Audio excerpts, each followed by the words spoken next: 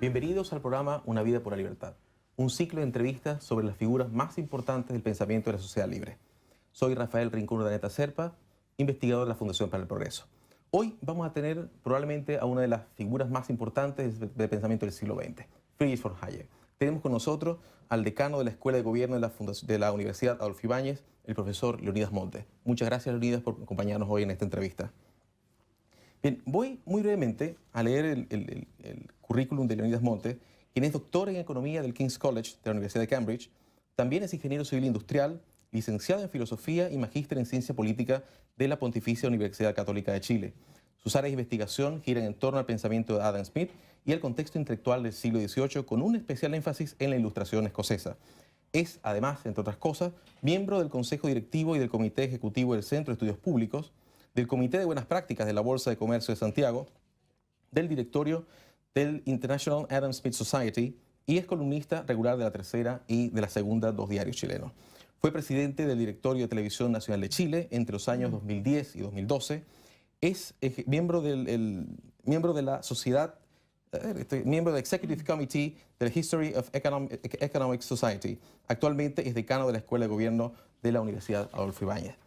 Bien, antes de comenzar con la conversación de hoy, vamos a tener primero una pequeña introducción biográfica a la vida de Friedrich August von Hayek.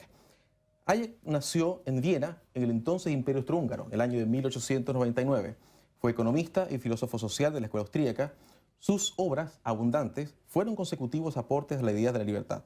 Algunas de ellas son La teoría monetaria y el ciclo económico, publicada en el año de 1929, Planificación económica colectivista, de 1936, Camino de servidumbre, obra fundamental que trataremos hoy, aparecida en 1944, Individualismo y orden económico, de 1948, La contrarrevolución de la ciencia, estudio sobre el abuso de la razón, de 1952, La constitución de la libertad o los fundamentos de la libertad, de 1960, Nuevos estudios en filosofía, política, economía e historia de las ideas, publicada en 1938, y una de sus más importantes obras, y una de las más recientes, La fatal arrogancia de los errores del socialismo, que apareció en el año de 1988. Hayek ya rozaba los 90 años cuando escribió esta obra y poco tiempo después murió. Hayek, además de eso, fue académico activo, estuvo en la London School of Economics, así como en la Universidad de Chicago. Fue reconocido en numerosas ocasiones, pero en 1974 una de las cosas que lo hace destacar es que gana el Premio Nobel de Economía. Finalmente, con más de 90 años, falleció en Freiburg, en Weißhaus, Alemania, 1992. Bien, la primera pregunta que quisiera hacerle hoy a nuestro invitado: ¿cómo conoce Leonidas Montes la obra de Hayek? ¿Cuál es el primer contacto que tiene con la producción intelectual de Friedrich von Hayek? Y ya Hayek a través de Adam Smith, curiosamente, no curiosamente, pero ahora unos 20 años estaba trabajando en el tema del interés propio y el beneficio público, y empecé a estudiar un poco lo que significa la mano invisible y las docenas de interpretaciones que hay acerca de la mano invisible, y me pareció particularmente atractiva la lectura que hacía Hayek de la mano invisible de Adam Smith. Y ahí poco a poco empecé a leer algunos textos de Hayek y me fui involucrando cada vez más con un autor que me pareció muy fascinante y un, digamos, verdadero heredero de esa tradición de la Ilustración escocesa. Y una cosa, vamos a tratar de empezar a hablar un poco sobre la vida de Hayek, su aporte, su legado, pero primero quisiera que comenzáramos precisamente con sus primeros años, ¿no? Hayek nace en el Imperio Austrohúngaro en una época, digamos, que en algún momento empezó a tener ciertas convulsiones en Europa, ¿no? ¿Cómo es ese ambiente en el que nace Hayek? ¿Cómo es ese entorno, el entorno social, político, económico de sus primeros años de infancia? Y también cómo es el contexto internacional, porque recordemos que poco tiempo después, un par de décadas después apenas, o casi un par de décadas de que nació Hayek, estalla la Primera Guerra Mundial. Cuéntenos entonces cómo es eso, cómo son esos tiempos. Bueno, Hayek nace en una familia bastante tradicional vienesa. Viena en ese entonces era un lugar intelectualmente muy desafiante. Estaba el Círculo de Viena, estaba todo el auge del positivismo, Freud, etc. Y la familia de Hayek particularmente estaba muy vinculada a la academia, tradicionalmente. O sea, no, si uno piensa, la mamá de Hayek era prima segundo grado de Wittgenstein. Entonces había una relación incluso con Wittgenstein que era muy notable. Y Hayek tuvo una juventud y una niñez bastante normal para la época. Como te digo, era una familia, yo diría, de clase alta, pero muy desafiante en términos intelectuales. Ahora, en ese entonces, lo que deja de suceder después de la gran crisis, el mundo era bastante abierto en términos económicos. La liberalización de los mercados que se promovió durante el siglo XIX por Inglaterra, por Gran Bretaña, en el fondo estaba muy activa.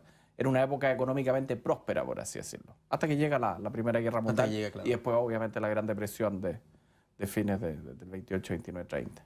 Perfecto. Y ya entrando un poco más en detalle, porque nos acaba de mencionar un dato curioso, que la madre de Hayek era prima de Wittgenstein, ¿no?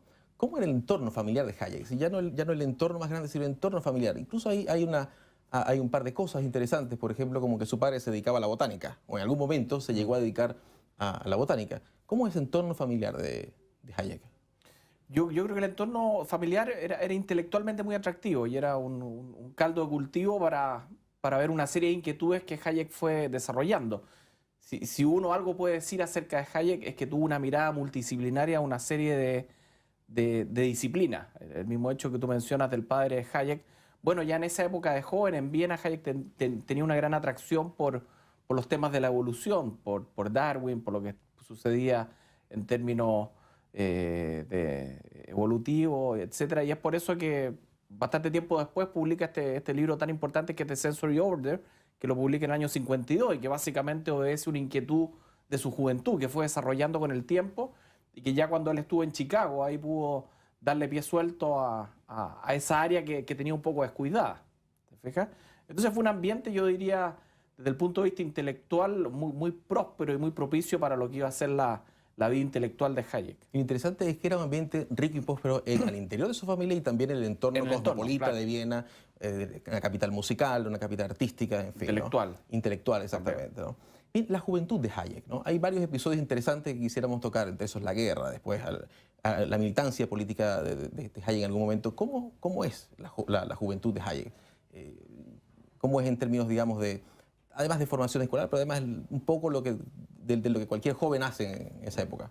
Bueno, tuvo una formación bastante rigurosa, fue al gimnasio, lo que era propio de esa época, pero yo diría que el evento más importante es cuando a Hayek le tocó participar en la Primera Guerra Mundial. Estuvo más de un año en el frente. De hecho, ganó una medalla al valor y esto lo impactó profundamente. A su regreso a Viena, él comenzó a estudiar Derecho y siempre para él fue un hito muy importante el haber participado en la Primera Guerra. De hecho, después en Londres, cuando estuvo en Londres, también participó en la Segunda, cuando tuvieron que moverse de Londres, ¿no es cierto? Y él apoyó a la Fuerza Aérea de otra forma, no en el frente, claro, pero también participó. ¿Te fijas? Y su formación fue muy rigurosa, te diría yo. Hayek, no solo en su familia, sino también en la formación académica, escolar, el gimnasio, que era en esa época, era bastante rigurosa. ¿Y qué es lo que hace después cuando vuelve? Cuando termina la Primera Guerra, perdón, él entra a estudiar a la Universidad de Viena y lo curioso es que hace 2 doctorados. Primero entra el doctorado en Derecho y después hace el doctorado en Ciencia Política. Y la verdad es que en esa época no había en Viena algo que se podría llamar como economía propiamente tal. No existía esta idea de la economía política, pero la economía política básicamente dependía o bien del derecho, de la jurisprudencia o de la ciencia política. Entonces su llegada a la economía fue a través de estos 2 doctorados que hizo y más que nada de la influencia de los profesores y de las discusiones que había en esa época en Viena. Él fue alumno bueno, estaba toda la tradición de Menger, de Karl Menger, que era la famosa disputa por el método entre Menger y, ¿no es cierto?, y la escuela histórica alemana, que eso estaba muy vigente incluso en la época de Hayek. Él fue alumno de Wieser, de Friedrich von Wieser, y von Babeck también era una figura muy importante en la escuela austríaca, pero la influencia más determinante probablemente es la que tuvo von Mises en esa época. Perfecto. Y justamente eso le iba a preguntar, porque Hayek fue economista, pero incluso se sentía que era algo más de economista y se sentía orgulloso de eso además, ¿no? Entonces es interesante haber apuntado eso de que Hayek llega a la economía entonces por la ciencia política. Bueno, él tiene una frase muy bonita, dice: un economista que es solo un economista, no un buen economista. No es un buen economista, exactamente, sí, justamente.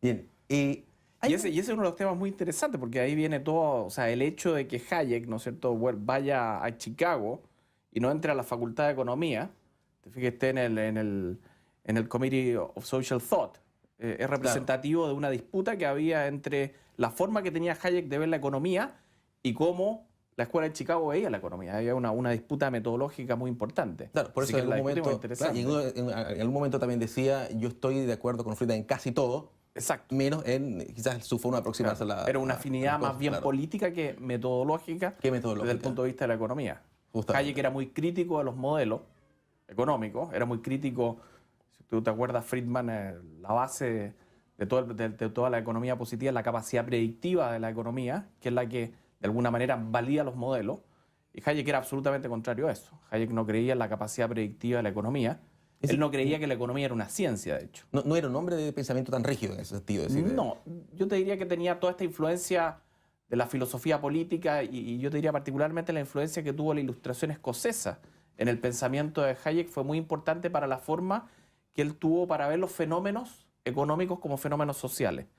Yo diría que esa es la gran diferencia de esa época, de los años 40 sobre todo, donde la teoría del equilibrio general, etcétera, era esta idea de construir grandes modelos matemáticos, y Hayek era bastante reacio a eso. Hayek siguió creyendo siempre que la economía era una ciencia social, pero que ni siquiera era ciencia. claro. ¿Eh? Y de hecho, en ese entonces, en los años 40, 50, 60 y hasta el día de hoy, toda la idea es que la economía de alguna manera tenía que ser una ciencia. Exacto. Esa yo diría que la principal diferencia que había entre lo que es la mirada de la economía de Hayek y la mirada de la economía positivista que tenía Friedman y la escuela de Tenía Chicago. influencia, claro. Hay un episodio que no se produce solamente en Hayek, sino que se produce en varios jóvenes de esa época, ¿no? Y el hecho de haber militado en las filas del socialismo, ¿no? Uno puede contar a Karl Popper, por ejemplo, que en algún momento estuvo hasta que vio las cosas que se pusieron un poco negras y salió, ¿verdad? Pero ¿qué pasa con Hayek, no? Porque Hayek también tiene un paso por las ideas socialistas. ¿Cómo impacta esto en su vida? ¿Qué tan entusiasta fue, si es que lo fue? Yo creo que, a ver, si tú miras la obra de Hayek, el pensamiento de Hayek es una evolución bastante curiosa y está desde la perspectiva de la filosofía política, te diría yo. La filosofía política es lo que está detrás de toda esta evolución y en ese sentido, bueno, claro, puede que en esa época, ¿no es cierto?, los fabianos en el London School of Economics tenían una gran influencia, pero yo te El diría socialismo que fabiano. el socialismo fabiano, etc. Ahora, von Mises tenía una postura muy clara. Von Mises era, ¿no es cierto?, era un libertario duro en esa época, sin duda. Pero Hayek tuvo una transición bastante, yo diría, no me atrevería a decir, puede haber tenido algunos momentos, nunca tampoco fue lo que se llamaría hoy día un neoliberal o un capitalista, ¿cómo le dicen estos terroristas capitalistas? No sé. Claro. No es tan así. Tuvo una evolución desde la perspectiva de la filosofía política que fue derivando desde el punto de vista intelectual, en una concepción de lo que es la mejor sociedad que fue evolucionando a la luz de todo este, digamos, de todo este recorrido que él hizo de la historia intelectual de la filosofía política. Yo creo que eso fue muy importante en Hayek. Sí, una evolución gradual, sólida, Sólido, que se va... sí. ya. Pero lenta y gradual. Ahora, claro, en los años 30 él estaba mucho más dedicado a temas de teoría económica, por así decirlo, pero nunca descuidó toda su pasión por lo que era la ciencia política. La ciencia política entendida no como ciencia política, sino como filosofía política. Y Hayek empieza a escribir muy joven, además, ¿no? Muy joven. Muy joven, porque ya hay obras que aparecen en el año 1929, es decir, Claro. que tenía Hayek una treintena de años, probablemente. Claro. ¿No? Ya, perfecto. O sea, él trabajó en Viena un tiempo, después se fue unos meses, como 15 meses a Estados Unidos como Research Fellow, después volvió, después fue invitado, esto fue lo más importante, después por Lionel Robbins, a dar una serie de lectures a London School of Economics, y ahí es donde el impacto que causaron estas lectures, que fueron la fuente de su Prices and Production, que un libro que se publicó creo que el año 32, ahí le ofrecieron una tenure, que era la Tuck Lecture, y se quedó en el LSI todo ese tiempo, que fue fundamental para Hayek, para su carrera académica también. Perfecto. Sobre las influencias en Hayek, porque ya más o menos estuvimos mencionando algunas y nos queda claro que Mises es determinante en este punto, ¿no? Pero profundicemos en ese espacio, porque ¿qué es exactamente lo que determina de Mises en el pensamiento de Hayek? Es decir, ¿qué es lo que...? Porque también resigue la historia de que Mises es fundamental en la vida de Hayek y el impacto que produce su pensamiento en él mismo, en su producción intelectual, después es fundamental, ¿no? Profundicemos entonces un poco en ese punto. Bueno, él participaba de este famoso seminario que tenía Mises, que era un seminario muy exclusivo en que estaba McLuhan, otro economista, y era un grupo que se reunía a hablar de economía política en general. Y von Mises en esa época era una eminencia en Viena, era un hombre muy, muy respetado, con un carácter muy difícil. Mises él tenía las ideas muy claras y no siempre tenía las mejores formas para transmitirlas, aparentemente. Entonces Hayek fue muy influenciado por von Mises, sobre todo en su visión de lo que era el socialismo. Von Mises tenía muy claro lo que iba a ser el gran error del socialismo. Y yo creo que esa influencia fue determinante en lo que serían las obras futuras de Hayek. Hay una serie de anécdotas muy entretenidas, vamos a hablar probablemente de la Mont Pelerin más adelante, pero en la primera reunión, que fue el año 1947, hay una anécdota que estaban todos reunidos y que está, bueno, obviamente Stigler, Friedman, Hayek y todos los que participaron de la primera Mont Pelerin. Y en un minuto, esto un testimonio que me han contado gente que aparentemente estuvo ahí, o que lo conocieron por terceras personas, que empezaron a hablar de Social Security, y von Mises se aburrió y golpeó la mesa y dijo, "You're all a bunch of socialists", y se fue y los dejó todos. Él tenía un carácter muy... Es famosa esa anécdota, además. Porque él era un libertario... de pura cepa, como dicen, pura digamos, cepa, bien... Claro, muy... Perfecto. De una línea. Sí. Y una cosa, ¿no? Este paso de Hayek por el socialismo, ¿es Mises el que influye definitivamente en que se aparte? Si es que alguna vez estuvo ligado a estas ideas, ¿es decisivo Mises en ese episodio? En su transformación gradual de pensamiento. Yo te diría que más que Mises tuvo una gran influencia, sin duda, pero yo vuelvo a la idea que te mencioné antes. Yo creo que fue la Ilustración escocesa. Y cuando él empezó a conocer a todos estos pensadores y a estudiarlos, desde Mandeville, o sea, John Locke, Mandeville, eso no es la Ilustración escocesa, obviamente, pero desde John Locke, Mandeville, y después toda la Ilustración escocesa con Adam Ferguson, Adam Smith, David Hume, yo creo que ese capítulo de la historia, la Ilustración escocesa, fue fundamental para el desarrollo del pensamiento de Hayek. Por eso yo te mencionaba al principio que la interpretación y la lectura que hace Hayek de la mano invisible de Adam Smith es la correcta, y es la que ellos realmente pensaron. ¿Te fijas? Y en ese sentido Hayek se nutrió mucho de ese periodo de la historia que es la Ilustración escocesa.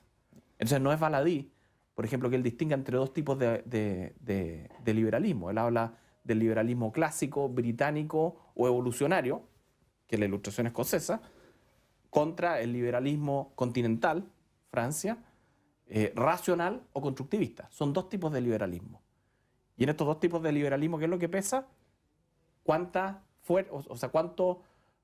preeminencia le das tú a la razón? Hayek no creía en la razón con mayúscula, por así decirlo. La tradición liberal continental que él llamaba le daba un gran peso a la razón. Hayek creía mucho más en las consecuencias no intencionadas, que no había diseños que podían determinar ciertas cosas. Por eso hay una frase famosa que usa Hayek siempre, que es de Ferguson, que es un intelectual de la Ilustración escocesa que hoy día un poco olvidado, pero Ferguson decía esta idea: human action but not human design.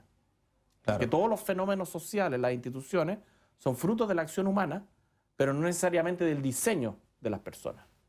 Y por eso el rol del mercado, el rol del sistema de precios, el rol de la competencia en todo el pensamiento de Hayek y en la filosofía política. Ya vamos a hablar del socialismo. Me acaba de recordar que escuché una entrevista suya hace un tiempo atrás y donde hablaba sobre Smith y habían 50 y tantas interpretaciones de la mano invisible. Por lo menos. Si no me equivoco. Por lo menos. Había una obra sobre eso, sí. una cantidad enorme, ¿no? Bien, en algún momento en la London School of Economics y en Chicago había un señor delgado, alto, con fuerte acento austríaco, ¿no? ¿Cómo es ese paso? ¿Cómo es la experiencia de Hayek en estas dos instituciones tan prestigiosas hoy? Bueno, en el London School of Economics Hayek tuvo una tremenda influencia y él siempre se sintió, desde que llegó invitado por Lionel Robbins a London School of Economics, se sintió británico. Y si tú ves su obra, él siempre se sintió parte de Gran Bretaña, en cierto sentido, siendo originalmente, naturalmente nacido en Viena. Fue su lugar su lugar intelectual. En los años 30, él ya tenía claras varias cosas. Hay una serie de escritos que no son muy conocidos de él. Por ejemplo, el año 33 creo que escribió uno que se llama The Trend of Economic Thinking, que él está ya mencionando lo que va, está de alguna manera latente lo que va a ser toda su gran teoría de la información, que va a estar después en The Use of Knowledge in Society, que es del año 45. Ahora, ¿qué es lo interesante de su paso, aparte de la cantidad de gente que formó? Mucha gente se formó con Hayek. No olvidemos que Hayek llevó a Karl Popper también al London School of Economics. Pero uno de los capítulos más interesantes, diría yo, que fueron las controversias bastante ácidas a rato que tuvo con con Keynes, por ejemplo, con Piero Sraffa, cuando Keynes publica su Treatise on Money, donde todavía hay una clara diferencia con la escuela austríaca, ¿ya?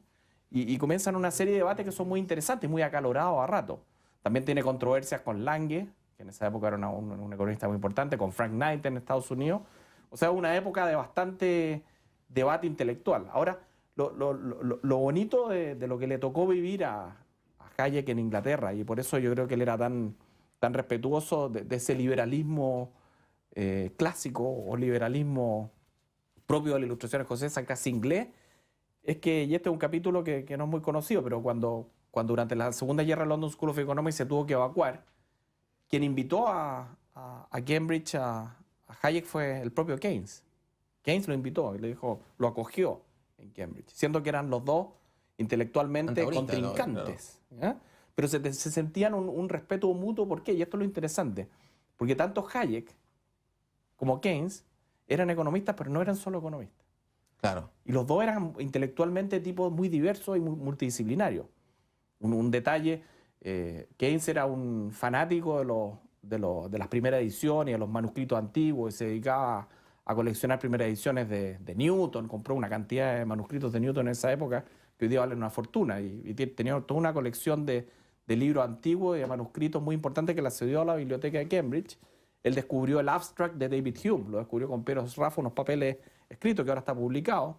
Y Hayek también tenía esa inquietud. Hayek también descubre una carta, por ejemplo, de Mandeville, que él descubre que es de Mandeville. Entonces eran tipos intelectualmente muy amplios, intelectualmente. Yo creo por eso Hayek y Keynes se sentían como en un mismo nivel intelectual. Y Keynes respetaba mucho Sí, que a Hayek. Hay un respeto mutuo, digamos, evidente, ¿no? Entre estos Muy dos. evidente. Es decir, eran dos pesos pesados que discutían, que no se entendían quizás para nada, pero se sentían un respeto. Absolutamente. Perfecto. Sí. ¿Fue esa la controversia más importante de Hayek? Si uno tuviera que elegir y decir, pero ¿cuáles fueron las discusiones más importantes que tuvo Hayek y los contrincantes? ¿Fue definitivamente Keynes el más? Es posible, ¿eh? Es posible que haya sido la más... Bueno, fue el único en todo caso. No, tuvo muchas controversias, incluso con la escuela de Chicago tuvo controversias. Claro. Sí, lo que sí tenía Hayek, que estaba muy seguro de su idea y las defendía con mucha rigurosidad. Tuvo un altercado también con Paul Samuelson, que interpretaba mal su libro en la introducción en economía. Siempre estuvo defendiendo su posición. ¿Cómo sintió Hayek, si es que en algún momento lo expresó, cómo sintió Hayek la influencia de Keynes en la posguerra? ¿Cómo la sintió? Mira, cuando a la publicación, si a Hayek le tocó ser un llanero solitario durante mucho tiempo, si uno lo piensa en términos intelectuales. Cuando en 1936 se publica la teoría general de Keynes, esto fue un impacto tremendo. En Estados Unidos esto fue recibido, era el estándar mainstream intelectual de la época. Había muy pocos disidentes, por así llamarlo, respecto a cómo se debía ver la economía, y Hayek era uno de ellos. Justamente uno de ellos. Y Lionel Robbins, pero eran muy pocos. Todos los grandes economistas de la época, post-Gran Depresión, ¿no es cierto? De la época, acordémonos que esta es la época del New Deal, de Franklin Delano Roosevelt, ¿no es cierto? Que toma el país en el año, ¿cuándo eligió? No me acuerdo, ¿el 30 por ahí? No me acuerdo, ¿ya? Y está durante 3 periodos, muere justo el año 45, pero toda esa época del New Deal era la época keynesiana. Claro. Keynes era el economista que estaba en boga. Y la idea, ¿no es cierto?, de que era la oferta la que determinaba la demanda, el impulso fiscal, el rol fiscal en términos de inyectarle dinero a la economía. Todo eso era lo que estaba en boga en esa época y se creía, de alguna manera, que esa era la forma de salir de la Gran Depresión. En 1936, la teoría general aterriza en un contexto muy propicio, en un contexto en que el capitalismo era visto con mucho recelo. ¿Te fijas? Claro. Había llegado Hitler ya en el año 31, 33 al nacionalsocialismo, etc.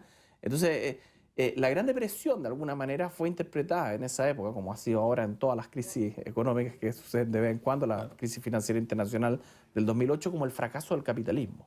Claro. Entonces, ¿qué es lo que los economistas buscaban? Una solución a través de esta ciencia económica, porque creían que era una ciencia en que pudiéramos definir los modelos económicos que permitían construir una sociedad mejor y más justa. Y Hayek estaba completamente en desacuerdo con esa idea. Perfecto.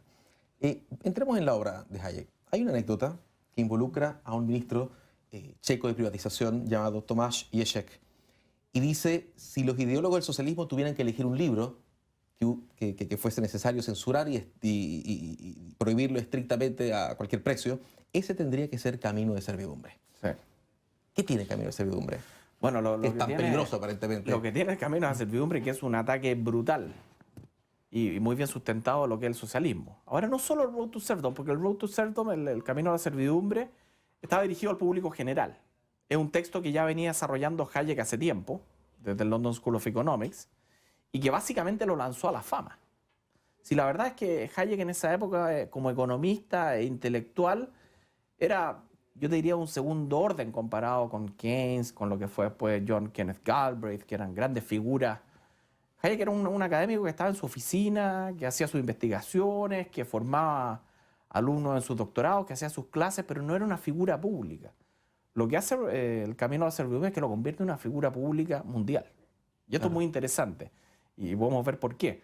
Cuando se publica por primera vez en Inglaterra, que se publicó creo que en marzo de 1944, tuvo tremendo impacto en Inglaterra. Pero bueno, este era un libro que estaba dirigido a los ingleses durante la Segunda Guerra. Y después, cuando se publica en septiembre de ese mismo año, lo publica Chicago Press, en septiembre de 1944, en Estados Unidos tuvo un impacto tremendo. Esto fue un boom salvaje. Hayek viaja de Londres, durante la guerra del año 1944, de Londres a Estados Unidos en barco, por supuesto, y llega y se convirtió en un celebrity. Y él nunca había sido un celebrity. Keynes era un celebrity, porque Keynes llegaba a todos lados y habían cámaras, luces, y se saludaba con Franklin Roosevelt, etc. Pero Hayek nunca fue un celebrity. Acá se encontró con que su libro había sido un tremendo bestseller, un libro con una componente intelectual, pero con una tesis muy provocativa para la época, que era básicamente decir que los fundamentos, lo voy a poner en términos muy simples, Stalin y Hitler son lo mismo. Claro. Eso es lo que decía. Que eran dos hijos del totalitarismo donde se había controlado la economía y que básicamente tanto el nazismo como el comunismo eran ambos, ¿no es cierto?, efectos de un control de la economía. Y esa es una comparación además que siempre ha molestado mucho al socialismo, ¿no? Que había molestado mucho al socialismo. ¿Por qué? Porque en esa época, y te estoy hablando a comienzos de los 30 y en los 40, se pensaba, y esto lo pensaban grandes intelectuales de la época, que el fascismo era una reacción de los capitalistas ante el comunismo, ante el surgimiento del socialismo y del comunismo. Claro. Ese era el estándar. Y muchos intelectuales pensaban consecuencia, eso. Y además que era una consecuencia necesaria del capitalismo. Es decir, que en algún momento... Y que estaban los intereses de los grandes empresarios en Alemania, detrás de Hitler, etcétera, etcétera. ¿Ah? Y lo interesante cuando llega Hayek a Estados Unidos es que, bueno, él iba a dar una charla a universidad y terminó siendo una especie de rockstar que él nunca había sido, y lo llevaban a audiencias de 5.000 personas, y él no estaba acostumbrado a eso. Pero lo interesante es que los conservadores en Estados Unidos, que estaban muy contentos con esto, y acuérdense que está todo esto que salió en el Reader Digest, que salió la versión resumida. La versión resumida con los dibujos del Camino a la Servidumbre, que también eso tenía una circulación tremenda. A ver, para que te hagas una idea, creo que las cifras se han vendido en Estados Unidos 350.000 copias del Camino a la Servidumbre, solo en Estados Unidos. Y lo interesante es que una vez que los conservadores americanos se dan cuenta de lo que realmente estaba diciendo Hayek, porque ellos tomaron la cáscara. A ellos les pareció muy bien esto de decir el comunismo y el fascismo, claro, son lo mismo, y el ataque al socialismo, que era lo que está subyacente, eso le gustó mucho. Pero cuando se dan cuenta de que Hayek lo que estaba promoviendo era la competencia, y cuando se dan cuenta que él dice, bueno, a mí lo que me gustaría es que hubiera free trade en todo el mundo, ahí los tipos dijeron... Eso produjo algo de sospecha, claro. De sospecha, no era claro. no era el aliado de los corporativistas y de los conservadores. Claro. Hayek nunca fue un conservador. Él siempre se le achacó que era un conservador, y de hecho él escribe para el Constitution of Liberty un ensayo maravilloso que se llama Why I am not a conservative. ¿Por qué no soy un conservador? Donde explica, bueno, y una persona que creía en el mercado como creía Hayek, ¿cómo diablos iba a poder ser conservador? Claro. Si él creía en la evolución, él creía en que los procesos sociales van evolucionando. Entonces era una crítica bastante injusta. ¿Él esperaba este éxito tan grande? Jamás. No lo esperaba. Además, que él muy entiende que era inesperado. un hombre un poco tímido, quizás no demasiado, no demasiado de perfil demasiado alto, ¿no? No, para nada. Sí, por eso digo, cuando llegó a Estados Unidos él no podía creer lo que estaba sucediendo. Él estaba era algo muy inesperado para él que este libro haya tenido tanto éxito en Estados Unidos. Ahora, yo creo, voy a tratar de hacer una pregunta ahora que no sé si sea fácil de responder, pero ¿es Camino de Servidumbre la obra es su obra maestra? ¿Es la que lo lanza a la fama o es las dos cosas? Yo diría que es la obra que tuvo más impacto público, por la tesis y por el contexto en que se estaba viviendo, porque es un ataque, lo que citaste tú de Jesse, que es cierto. Si uno fuera socialista y tuviera que prohibir un libro, es precisamente Ese sería. ese. Pero no es solo eso, porque el ataque al socialismo que venía desarrollando Hayek tiene una componente intelectual que un año después este famoso paper que publica que se llama El uso del conocimiento en la sociedad, es básicamente eso, pero de una perspectiva epistemológica. Este es un libro que está dirigido al público más general. Pero esa idea de Hayek de que el socialismo estaba condenado al fracaso, la venía desarrollando hace mucho tiempo y a mi juicio la desarrolla de manera magistral en ese paper que se llama El uso del conocimiento en la sociedad, que se publicó en el año 45 y que hoy día creo que el American Economic Review es un ranking de los papers más influyentes de todos los economistas de la historia y entre los top 10 o top 20 está ese Use of Knowledge in Society, que es un paper maravilloso porque habla de la información. ¿Y qué es lo que requiere de alguna manera el socialismo? ¿Cuál es el error o el supuesto erróneo del socialismo? Es creer que algo o alguien va a conocer toda la información disponible. Y puede tener esa capacidad para planificar centralmente todo, claro, porque esa es justamente una tesis fundamental de Hayek. Y una pregunta hay con Camino de Servidumbre y esta edición que se hace resumida en la publicación, esta popularísima publicación de Reader's Digest, involucra a Sir Anthony Fisher, ¿no? Es decir, está esta edición, está Sir Anthony Fisher y está Hayek. ¿Qué ocurre? Bueno, Fisher tuvo una influencia muy importante en la creación de think tanks liberales y de hecho la historia es que, esto lo leí en alguna parte, pero que Fisher fue a visitar a Hayek a su oficina en London School of Economics y Fisher tenía intenciones de entrar al mundo político. De ser político. Claro, de ser político y Hayek le dice, no te equivoques, si tú quieres estar en la batalla, la idea, yo creo que lo que tenemos que hacer ahora es crear think tanks donde se promuevan esta idea. Y ahí Fisher funda primero el Institute of Economic Affairs, que tuvo una influencia tremenda, y creó no sé cuántos think tanks a lo largo del mundo. Estuvo en el Fraser, también estuvo metido en Estados Unidos, y fue un hombre exitoso en términos de negocios. Creo que tenía una fábrica, estuvo en el negocio de los pollos, no sé cosas. Después le fue mal, le fue bien, no tengo idea.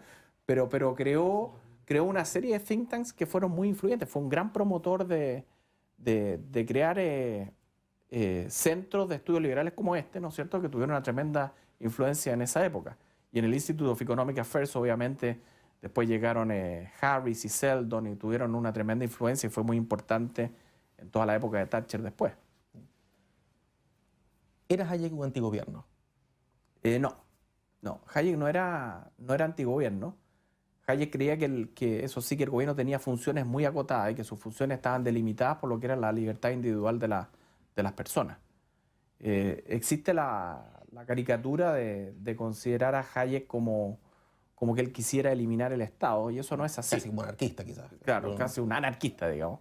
Pero eso no es así. Hayek creía que el Estado tenía una función muy importante, que es proteger el rule of law, el Estado de Derecho, por así decirlo, o las reglas del juego, que fueran las mismas para todos. Que tenía que ser limitada y que además no tenía las competencias de acumular toda esa información para planificar centralmente todas las... Exacto, y eso es un hecho, hoy día, si tú hablas con los estudiantes, lo olvidan porque no saben que sucedió esto, pero en esa época todos los economistas viajaban a China y Joan Robinson, Kaldor, todo, y que querían hacer un gran plan, y estaba el Phillips Machine para ver cómo íbamos a definir cuánto iba a ser la inflación en un año. En la India habían todos estos proyectos gigantescos, estas grandes empresas estatales, ¿no es cierto?, que planificaban todo y partían de esa base errónea, que es una cuestión epistemológica de que algo o alguien tiene el conocimiento, y Hayek pensaba que eso era completamente erróneo, que la única forma de disponer del conocimiento era con los individuos actuando de manera libre a través del sistema de precios, que esa era la única forma de obtener conocimiento que nadie podía adquirir de manera racional, que era era lo que imposible. daba las señales, además. Estaban de las esa señales, información, claro. ¿Cómo voy a saber yo? ¿Cómo voy a estar informado de lo que está pasando con el cobre, con el precio del cobre? Bueno, eso el mercado me dice, si bajó el precio del cobre es por algo, porque hay menos oferta, menos demanda, etcétera, etcétera. Entonces, en ese sentido, el ataque que hace acá en el camino a la servidumbre es muy duro, pero el ataque epistemológico que hace Hayek al socialismo es devastador. No es un ataque retórico, solamente No. simple es un ataque superficial, digamos, con frases, eslóganes potentes, Es sino muy profundo. que efectivamente es profundo y mina las bases completamente. Mina las bases completamente. Mina las bases de la economía central planificada, que en esa época era el estándar. Y era lo que todos los economistas, o no todos, pero la gran mayoría de los economistas proponían. De hecho, acá en Chile existía, yo les cuento esto a mis alumnos, y tengo una botella de vino guardada, antigua, del año 71, donde los precios eran distintos en las distintas regiones. Se valía tanto de escudo en la primera región, que era más caro en la primera región porque estaba más lejos. En la región central costaba tanto escudo, después al sur iban cambiando los precios. Y había un departamento gigantesco que se llama la Direcon, cuya función era fijar los precios. Claro. O sea, hoy día nos parecería ridículo, pero en esa época, pero en esa época era lo corriente. Claro. Cuando dije que quizás era difícil calificar la obra de Camino de Servidumbre, de si era la que le había saltado a la fama o si era... Es porque Hayek no fue esa la única que escribió y además no fue la única buena. O sea, no fue la única realmente de peso. La fatal arrogancia, por ejemplo, ¿no? Los errores del socialismo. Que lo escribe mucho después, de hecho poco antes de su muerte, porque entiendo que aparece en 1988, 4 años antes de que Hayek fallece con un poco más de 90 años de edad. ¿Qué tiene la fatal arrogancia? Mira, a ver... Además de un nombre muy... de un título muy sugerente, muy provocativo. Después del Road to Serfdom, yo creo que la obra más importante que publica el Constitution of Liberty, que se publica en el año 60 y es una obra muy sólida y consistente y muy profunda. Ahí está reflejado el pensamiento maduro de Hayek en términos de filosofía política. Y después, en los años 70, en el 73, 76 y 79, publica estos 3 volúmenes del Law, Legislation and Liberty, que también son textos bastante fundamentales, ¿ya? La arrogancia fatal, así se llama, esa es la traducción. Es un libro que es muy provocativo y sugerente, pero hay que tomarlo con un granito de sal, como se dice, porque la verdad es que cuando se publicó ese libro, Hayek ya no estaba tan bien. Y hay cierto debate entre los intelectuales de que gran parte de ese libro tal vez se lo debemos a Bradley, que era el editor de Hayek en esa época, que murió justo un año antes que Hayek. Pero la base también es la herencia o el legado de Hayek. Sin duda es el pensamiento de Hayek, pero no es 100% Hayek. Eso es lo que te quiero decir. ¿Ya? Es un libro que hay que leer. O sea, el Constitution of Liberty, Law, Legislation and Liberty, eso es 100% Hayek. Este libro, yo tengo la impresión, y muchos intelectuales la tienen, que tiene mucho de Bradley también. Ahora, claro, ahí se plantea de alguna manera el tipo de liberalismo. El tipo de liberalismo clásico que Hayek defendía.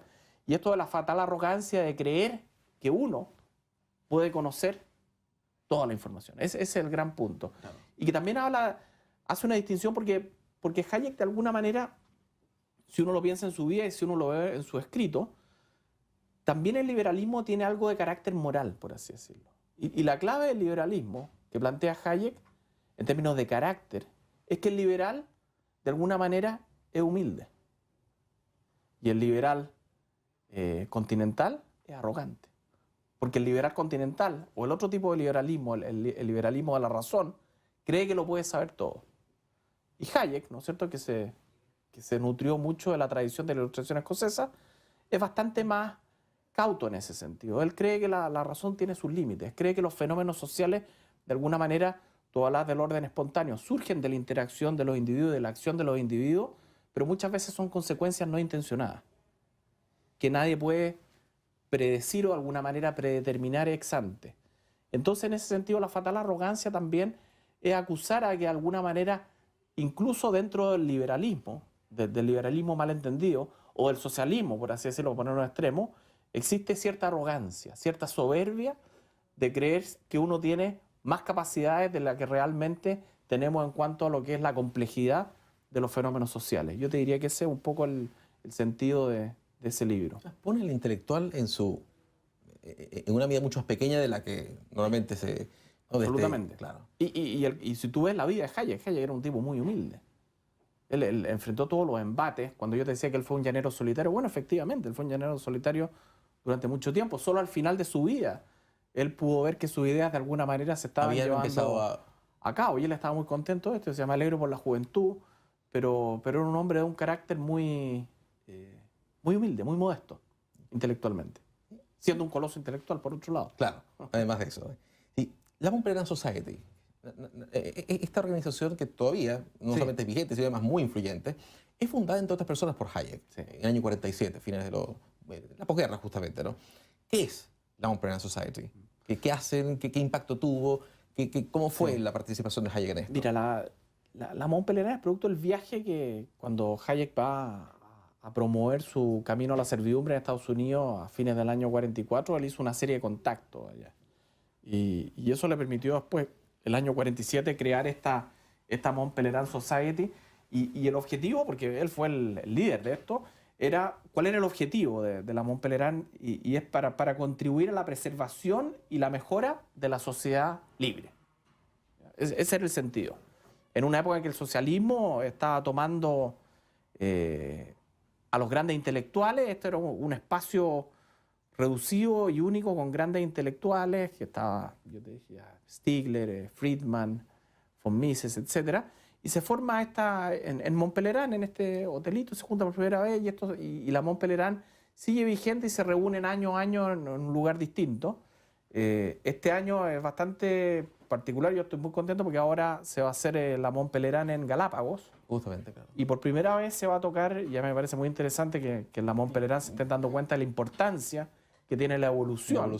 En el pensamiento de Hayek, que es primera vez se va a hacer una Mont Pelerin acerca de Hayek y la evolución. De hecho, Hayek tiene un escrito maravilloso, se llama Reason and Evolution, donde explica en el fondo este liberalismo evolutivo y la influencia, como te decía, de las ideas de la evolución en Hayek es fundamental. Entender los procesos o los fenómenos sociales desde un punto de vista evolutivo, en que esto es un proceso, ¿no es cierto?, donde van sucediendo las cosas, donde hay consecuencias no intencionadas. Y de que nosotros no somos dueños. Y que nosotros, de lo cual nosotros no somos dirigimos, dueños, no lo podemos dirigir. Sería de una arrogancia, por usar el título, pensar que uno puede predecir qué es lo que va a suceder en la economía, que en el fondo la escuela de Chicago, o definir qué es lo que va a pasar a futuro. Eso es, según Hayek, es inviable, es imposible. En este mundo de las ideas, y sobre todo en este mundo de la batalla de las ideas, como hemos dicho, siempre es muy importante saber qué influencia tienen los intelectuales efectivamente en los políticos. Sí. ¿Qué políticos tuvieron o manifestaron o se notó que tuvieron de alguna manera la influencia de Hayek en sus decisiones, en sus acciones, en su pensamiento? Thatcher, sin duda. Margaret Thatcher era una gran admiradora de Hayek a través del Institute of Economic Affairs. Hay una anécdota famosa que Hayek se reúne con Thatcher y aparentemente ya tenía, no me acuerdo, más de 80 años y sale muy emocionado y dice, "She's so beautiful". Dice que se enamoró de Margaret Thatcher. Y Thatcher, el Constitution of Liberty, para ella era un libro fundamental. Y toda esa época, ¿no es cierto?, de Thatcher y Reagan, de alguna manera concretaron lo que era el pensamiento de Hayek. Ahora, bueno, siempre se ha criticado desde la izquierda, ¿no es cierto?, esta revolución neoliberal. Ahora acaba de aparecer un libro que se llama The Masters of the Universe, que es muy interesante, que es de Stedman Jones, donde habla del contexto intelectual de Hayek y Friedman, pero siempre hay un sesgo en todo esto. Y la verdad es que Hayek durante toda su vida fue bastante consistente con su idea, fueron evolucionando y tuvo un impacto que está a la vista. Y vuelvo a esta idea de la filosofía política y de entender la economía como una ciencia social. Y yo te voy a mencionar esto es muy bonito, porque Hayek no le gustaba hablar de ciencia económica porque creía que la economía no era una ciencia, y algo tan simple. La economía no es una ciencia. La economía, ¿qué es lo que estudia? Fenómenos sociales que son complejos, sobre los cuales nosotros tampoco tenemos control. El sistema de precios es el que organiza la información. Y por eso Hayek en una parte dice que a él no le gusta hablar de economía. Él dice deberíamos dejar de hablar de economía porque la economía hoy día tiene esta pretensión de ciencia, esta idea constructivista de que podemos determinar la realidad Un par de cálculos. o el futuro, con un par de modelos o lo que fuera. Y él decía, bueno, deberíamos volver a las bases de lo que es la economía. Y él dice, en vez de hablar en economía, y esto dice, a mí me gustaría que habláramos de catalaxia. ¿Y por qué de catalaxia? Porque los griegos, la palabra intercambio para los griegos es catalaxia. ¿Y qué es lo que es la economía? Es el intercambio. Entonces volvamos a las bases, a decir que la economía se basa en qué? El intercambio libre entre las personas. Y a partir del intercambio, que es lo que Adam Smith destaca en La riqueza de las naciones, la propensión de los hombres a intercambiar, ¿no es cierto? Que es la base, el fundamento de la economía, se construye una sociedad mejor en base a eso. Ahora, controlar o tratar de coartar ese intercambio es erróneo. Que además atenta contra la libertad. Y el free trade, que es otro tema importante de Hayek, porque lo bonito de que la palabra catalaxia, decía Hayek, que es el intercambio para los griegos, es que para los griegos también tenía otro sentido, que es cuando un enemigo se hace amigo. ¿Por qué? Porque el intercambio, que es lo que hace entre las sociedades, lo hace más amigos. ¿Ya? Eso es muy bonito, porque tiene un sentido también filosófico o de construir una mejor sociedad. Bien, Hayek estuvo en Chile. ¿Cómo fue esa? De hecho, lo reseña la prensa. Hay un artículo de una entrevista de él que se publica el 19 de abril de 1981 en el Mercurio. Claro. Y además aparece reseñado algunos libros, ¿no? ¿Cómo es ese paso Bueno, ¿por qué viene? Yo entiendo que Hayek vino invitado a una Mont Pelerin Society, que fue efectivamente el año 81. En esa época la invitación se la habrá, yo no sé si don Carlos Cáceres o don Pedro Ibáñez padre. De hecho, estuvo en la Escuela de Negocios de la Adolfo Ibáñez en Viña. Yo entiendo que Nicolás Ibáñez también lo paseó y lo paseó por Viña junto a Carlos Cáceres y otra gente. Y ahí está esa famosa entrevista que le hizo Lucía Santa Cruz, que apareció en el Mercurio. Claro. Que después se editó un libro. Que después se editó un libro, claro, que es muy interesante. Y este paso de Hayek por Chile ha sido muy polémico. Como fue el de Friedman también. Como fue el de Friedman, por varias razones. Bueno, el de Friedman fue injustamente polémico, diría yo. Porque Friedman, y acá hay una diferencia intelectual que es importante notar. Friedman efectivamente creía que una economía libre de mercado necesariamente iba a llevar a la democracia. Hayek no. Hayek no. Lo plantea en esa entrevista, No, de hecho. Hayek lo plantea en esa entrevista, lo plantean creo que en el segundo volumen de Law, Legislation and Liberty, y él dice una frase famosa que dice: "Liberalism and democracy are not the same". El liberalismo y la democracia no son lo mismo, son cosas distintas.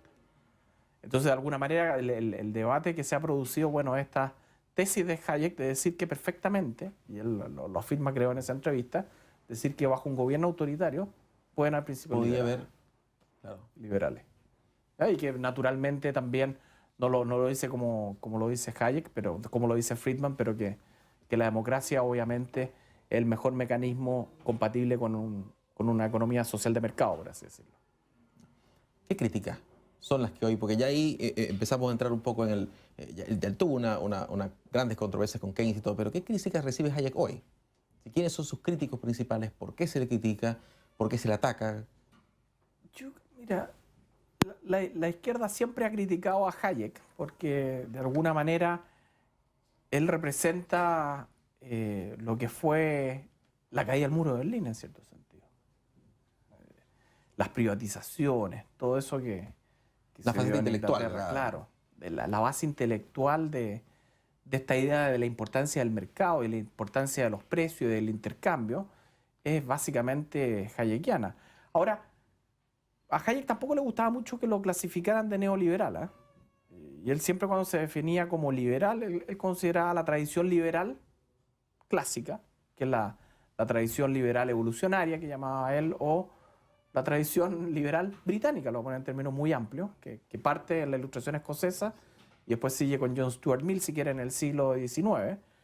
Y hay cierta injusticia, a mi juicio, en esa caricatura que se ha formado de Hayek, de clasificarlo como un libertario demasiado acérrimo. A mi juicio, Hayek era un liberal de la tradición de la Ilustración escocesa en muchos sentidos.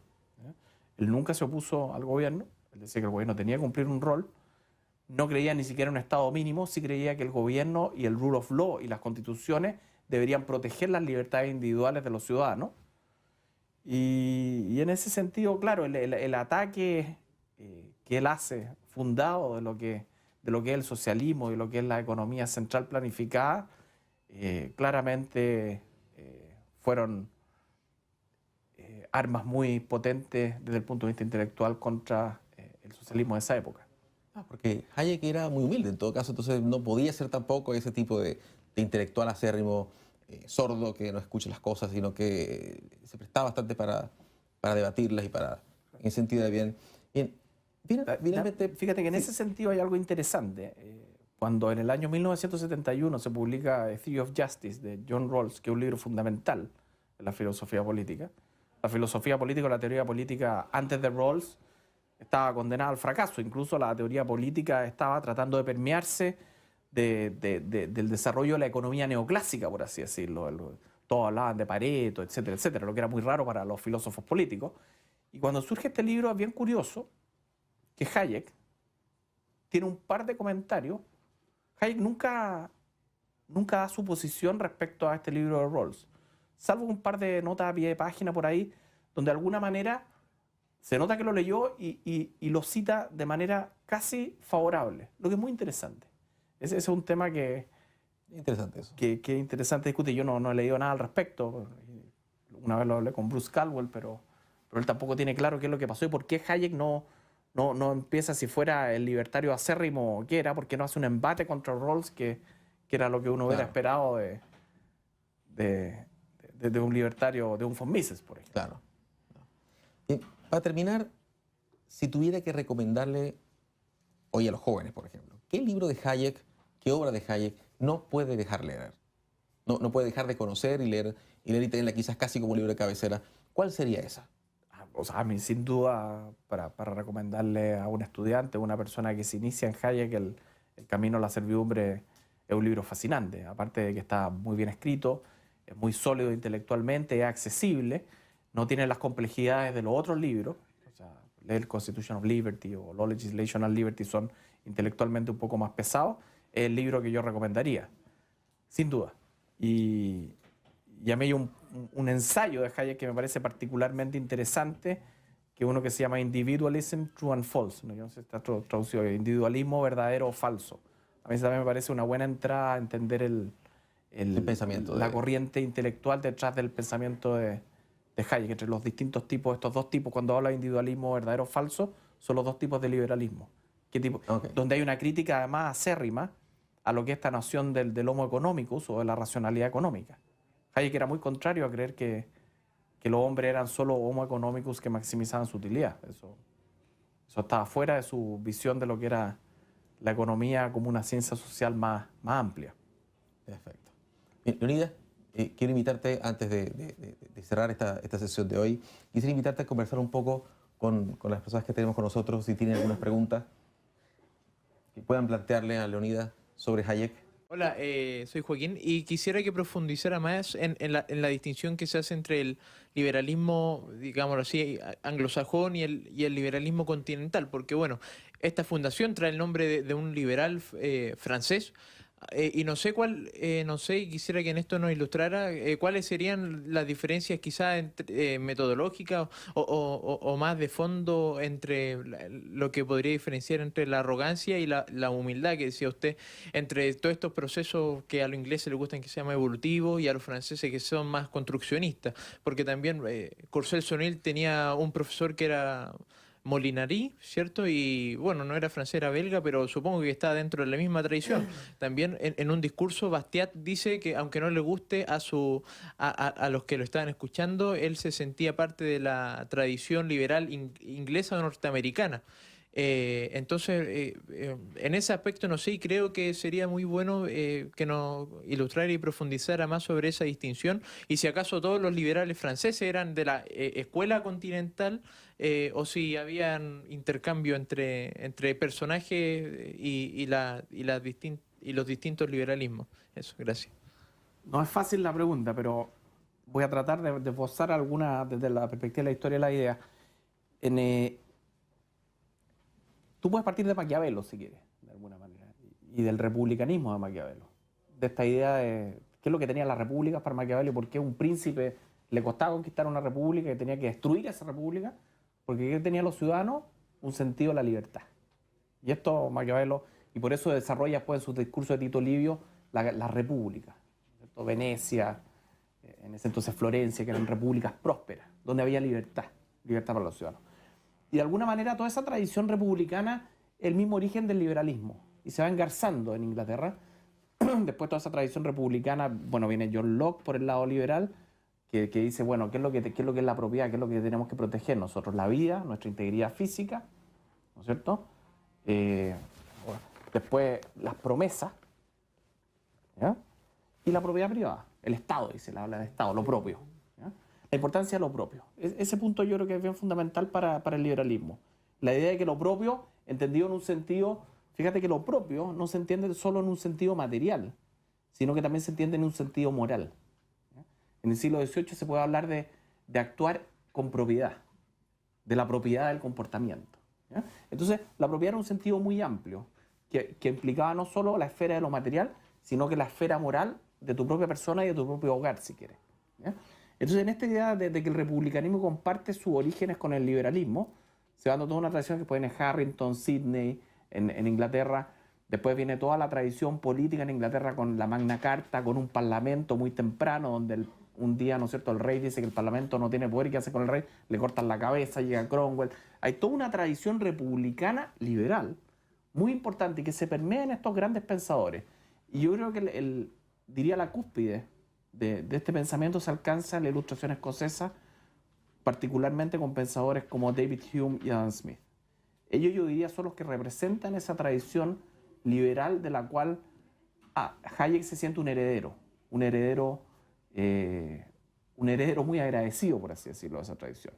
Después viene toda la tradición de John Stuart Mill, donde el liberalismo, de alguna manera, consiste en que yo puedo hacer lo que quiero mientras no le haga daño a la otra persona. Y que lo que es mi ámbito privado debe ser respetado. Y viene toda esa tradición utilitarista que tampoco Hayek la comparte mucho.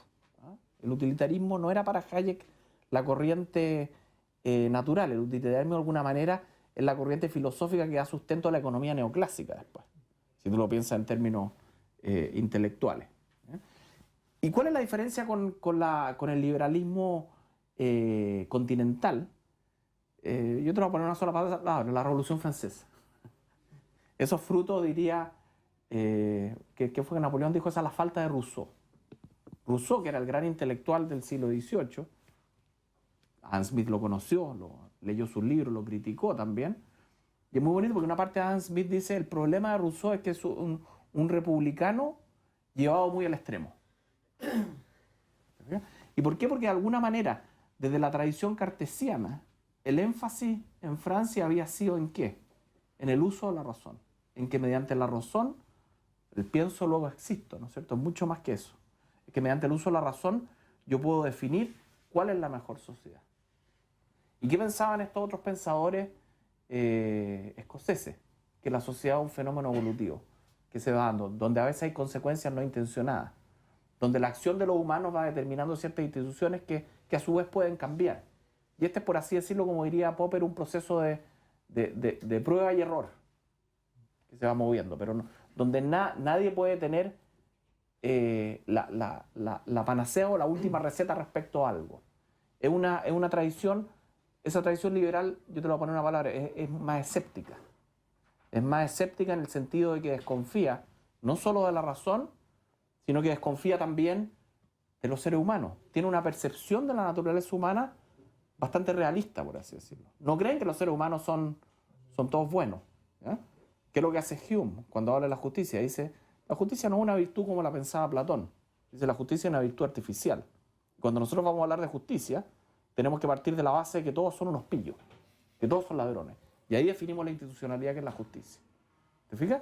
Entonces hay una cuota de escepticismo, de desconfianza, de realismo a veces crudo de lo que es la naturaleza humana, los incentivos, que están clarísimos en la riqueza de las naciones, que los individuos actúan motivados por su propio interés, son parte también de esta consideración de la naturaleza humana. Pero ¿cuál es la diferencia? Y te lo voy a poner de nuevo en Adam Smith, con lo que sucedió en Francia con ese otro liberalismo, que es más determinista, que es más reduccionista y que es más racional, y que es, como diría Hayek, más constructivista. Esta imagen que Adam Smith dice, hay hombres doctrinarios, dice, u hombres de sistema les llama, que piensan que la sociedad es un gran tablero de ajedrez donde cada uno puede mover la pieza de acuerdo a su antojo. Pero se olvidan de algo fundamental, dice, de que cada una de esas piezas, el hombre del sistema olvida que cada una de esas piezas tiene un movimiento propio y que son autónomos. Y yo diría que esa es la gran diferencia, porque al final ese liberalismo racional lleva ¿a qué? A controlar a las personas y a saber qué es lo que es mejor para los demás. ¿Te fijas? No sé si queda un poquito explicado esa diferencia. Me alargué un poco, perdón.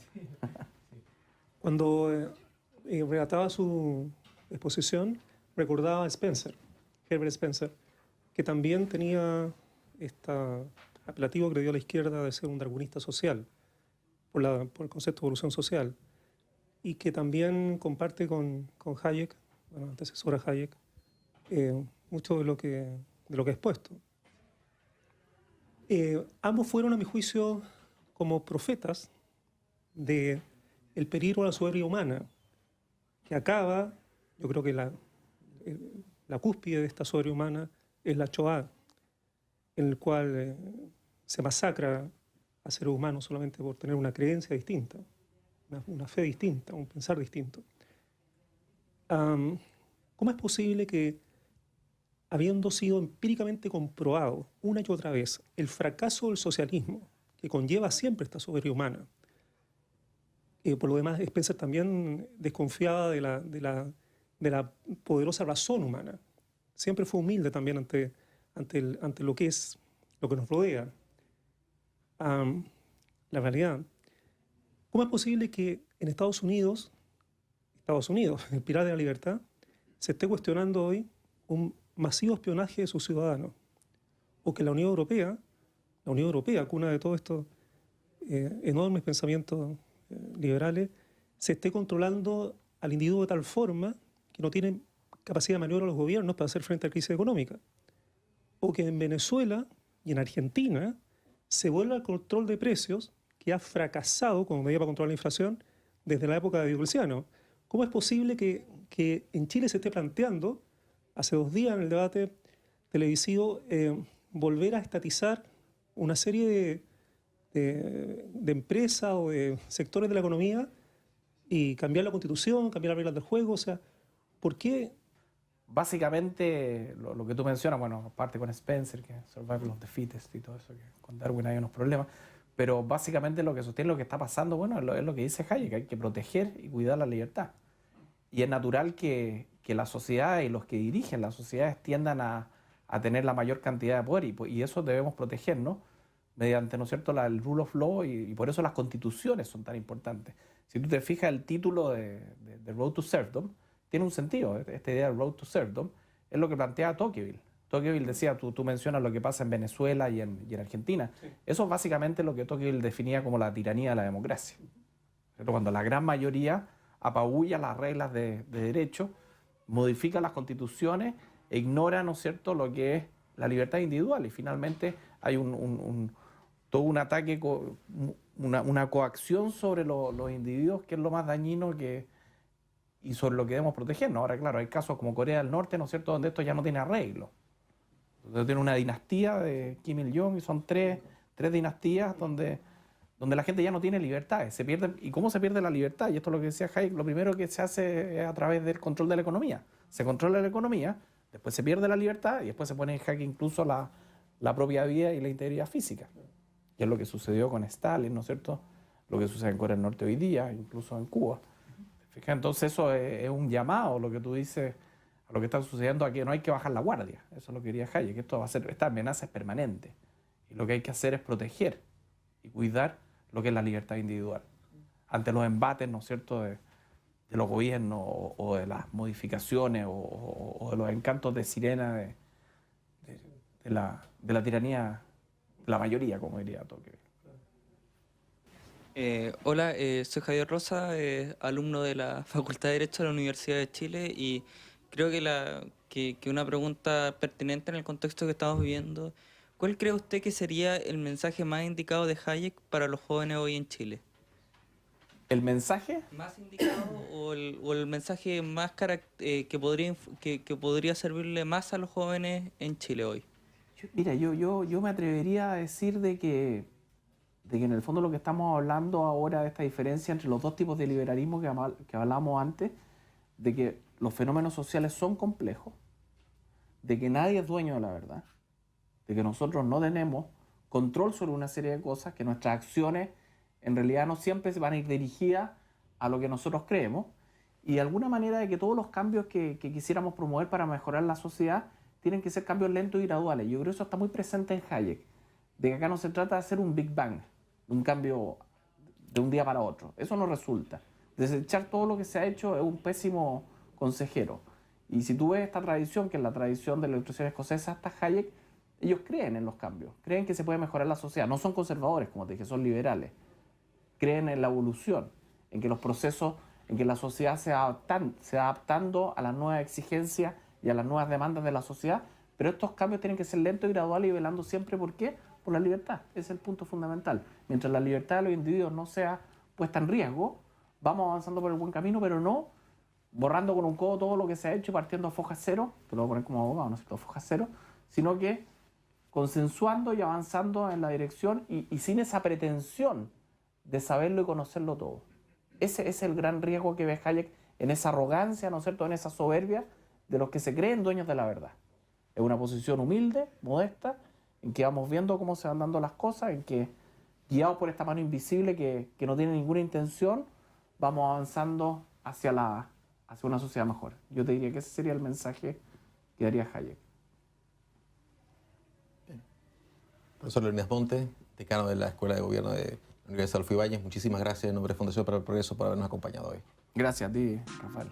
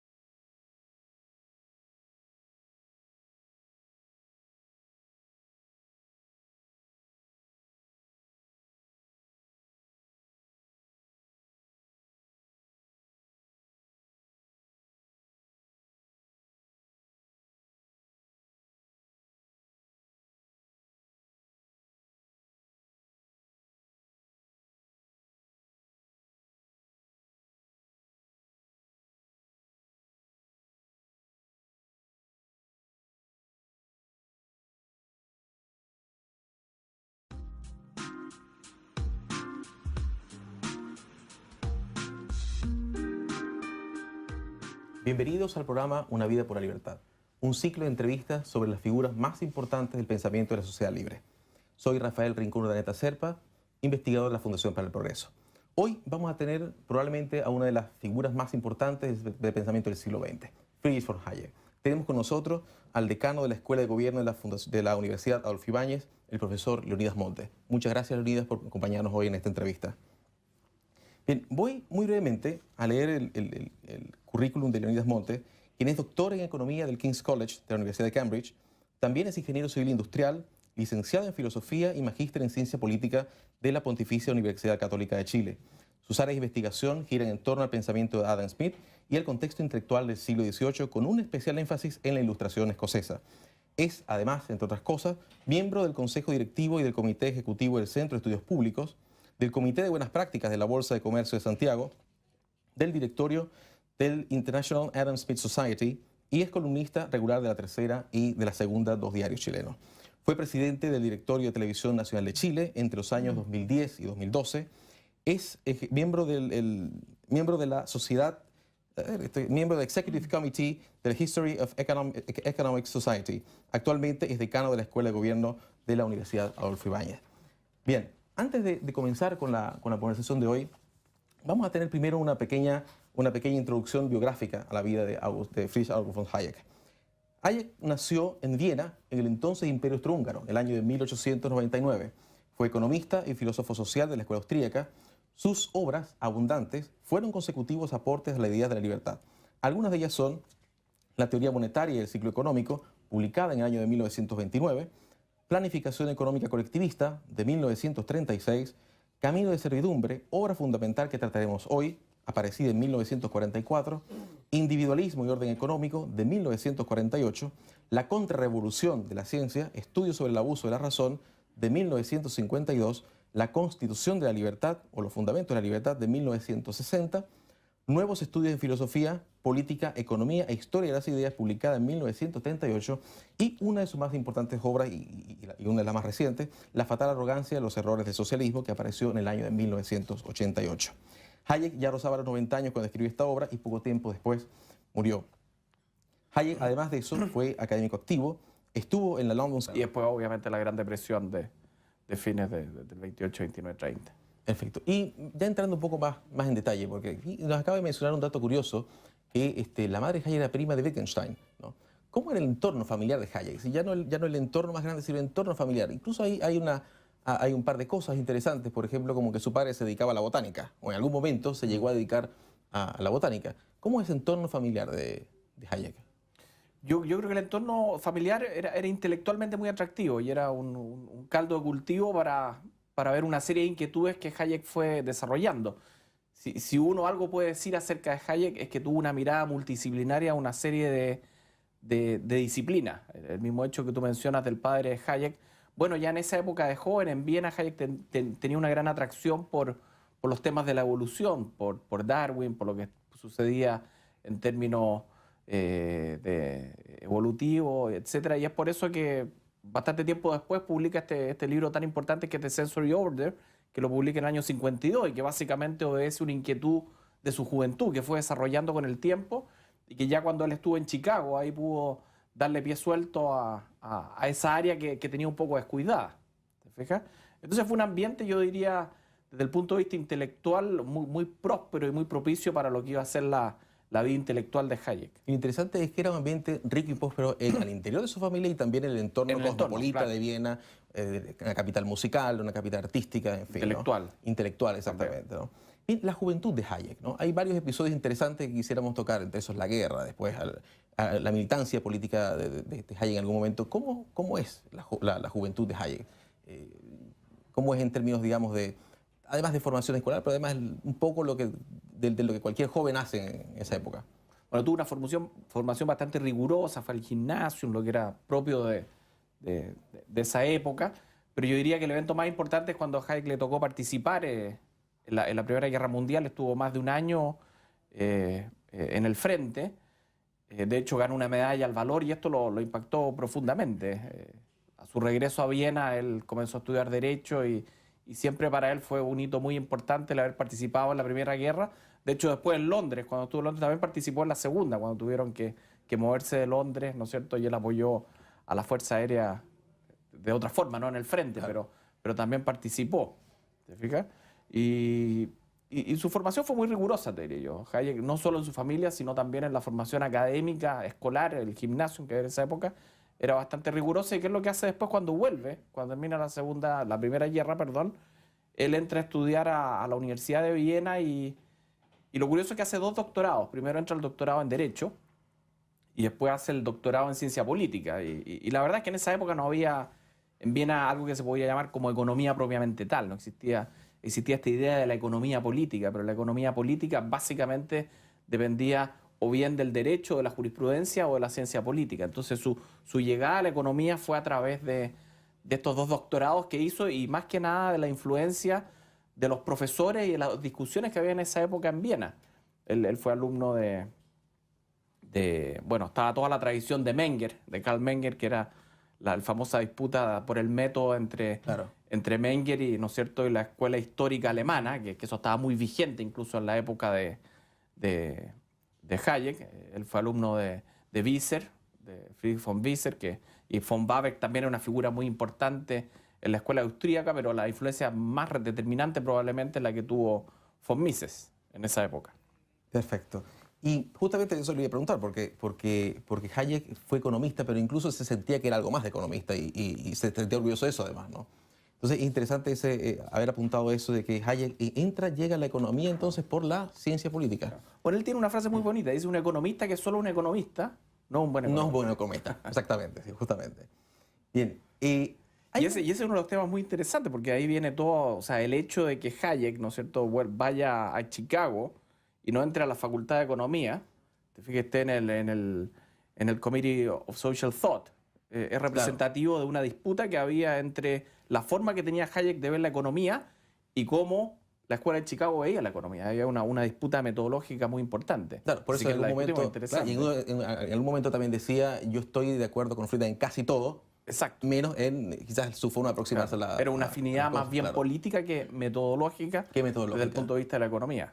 Justamente. Hayek era muy crítico de los modelos económicos, era muy crítico, si tú te acuerdas, Friedman, la base de toda la economía positiva es la capacidad predictiva de la economía, que es la que de alguna manera valida los modelos, y Hayek era absolutamente contrario a eso. Hayek no creía en la capacidad predictiva de la economía, Es él no decir, creía que la economía era una ciencia, de hecho. no era un hombre de pensamiento tan rígido en ese sentido. Es decir, No, yo te diría que tenía toda esta influencia de la filosofía política y yo te diría particularmente la influencia que tuvo la Ilustración escocesa en el pensamiento de Hayek fue muy importante para la forma que él tuvo para ver los fenómenos económicos como fenómenos sociales.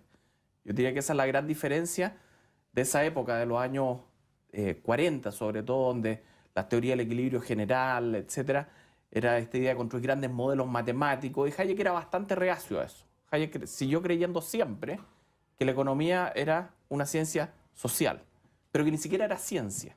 claro. ¿Eh? Y de hecho, en ese entonces, en los años 40, 50, 60 y hasta el día de hoy, toda la idea es que la economía de alguna manera tenía que ser una ciencia. Exacto. Esa yo diría que es la principal diferencia que había entre lo que es la mirada de la economía de Hayek y la mirada de la economía positivista que tenía Friedman y la Escuela de Tenía Chicago. influencia, claro. Hay un episodio que no se produce solamente en Hayek, sino que se produce en varios jóvenes de esa época, ¿no? Y el hecho de haber militado en las filas del socialismo, ¿no? Uno puede contar a Karl Popper, por ejemplo, que en algún momento estuvo hasta que vio las cosas que se pusieron un poco negras y salió, ¿verdad? Pero ¿qué pasa con Hayek, no? Porque Hayek también tiene un paso por las ideas socialistas. ¿Cómo impacta esto en su vida? ¿Qué tan entusiasta fue, si es que lo fue? Yo creo que, a ver, si tú miras la obra de Hayek, el pensamiento de Hayek es una evolución bastante curiosa y está desde la perspectiva de la filosofía política, te diría yo. La filosofía política es lo que está detrás de toda esta evolución y en ese sentido, bueno, claro, puede que en esa época, ¿no es cierto?, los fabianos en el London School of Economics tenían una gran influencia, pero yo te diría El socialismo que fabiano. el socialismo fabiano, etc. Ahora, von Mises tenía una postura muy clara. Von Mises era, ¿no es cierto?, era un libertario duro en esa época, sin duda.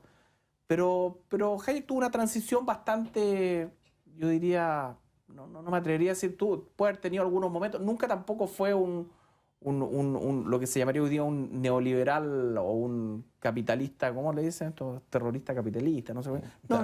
No es tan así. Tuvo una evolución desde la perspectiva de la filosofía política que fue derivando desde el punto de vista intelectual, en una concepción de lo que es la mejor sociedad que fue evolucionando a la luz de todo este, digamos, de todo este recorrido que él hizo de la historia intelectual de la filosofía política. Yo creo que eso fue muy importante en Hayek. Es decir, una evolución gradual, sólida, que se va... sí. ya. Pero lenta y gradual.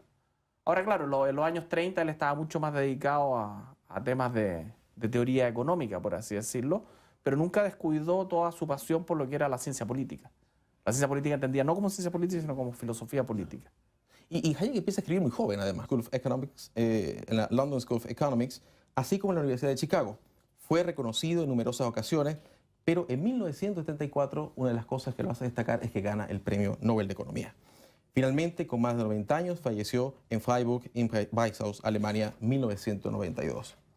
Bien, la primera pregunta que quisiera hacerle hoy a nuestro invitado, ¿cómo conoce Leonidas Montes la obra de Hayek? ¿Cuál es el primer contacto que tiene con la producción intelectual de Friedrich von Hayek? Y ya Hayek a través de Adam Smith, curiosamente, no curiosamente, pero ahora unos 20 años estaba trabajando en el tema del interés propio y el beneficio público y empecé a estudiar un poco lo que significa la mano invisible y las docenas de interpretaciones que hay acerca de la mano invisible y me pareció particularmente atractiva la lectura que hacía Hayek de la mano invisible de Adam Smith. Y ahí poco a poco empecé a leer algunos textos de Hayek y me fui involucrando cada vez más con un autor que me pareció muy fascinante y un, digamos, verdadero heredero de esa tradición de la ilustración escocesa. Y una cosa, vamos a tratar de empezar a hablar un poco sobre la vida de Hayek, su aporte, su legado, pero primero quisiera que comenzáramos precisamente con sus primeros años, ¿no? Hayek nace en el Imperio Austrohúngaro en una época, digamos, que en algún momento empezó a tener ciertas convulsiones en Europa, ¿no? ¿Cómo es ese ambiente en el que nace Hayek? ¿Cómo es ese entorno, el entorno social, político, económico de sus primeros años de infancia? Y también cómo era el contexto internacional, porque recordemos que poco tiempo después, un par de décadas después apenas, o casi un par de décadas de que nació Hayek, estalla la Primera Guerra Mundial. Cuéntanos entonces cómo es eso, cómo son esos tiempos. Hayek nace en una familia bastante tradicional vienesa. Viena en ese entonces era un lugar intelectualmente muy desafiante. Estaba el Círculo de Viena, estaba todo el auge del positivismo, Freud, etc. Y la familia de Hayek particularmente estaba muy vinculada a la academia, tradicionalmente. O sea, no, si uno piensa, la mamá de Hayek era prima segundo grado de Wittgenstein. Entonces había una relación incluso con Wittgenstein que era muy notable. Y Hayek tuvo una juventud y una niñez bastante normal para la época. Como te digo, era una familia, yo diría, de clase alta, pero muy desafiante en términos intelectuales. Ahora, en ese entonces, lo que deja de suceder después de la gran crisis, el mundo era bastante abierto en términos económicos. La liberalización de los mercados que se promovió durante el siglo XIX por Inglaterra, por Gran Bretaña, en el fondo estaba muy activa. Era una época económicamente próspera, por así decirlo. Hasta que llega la Primera Guerra Mundial.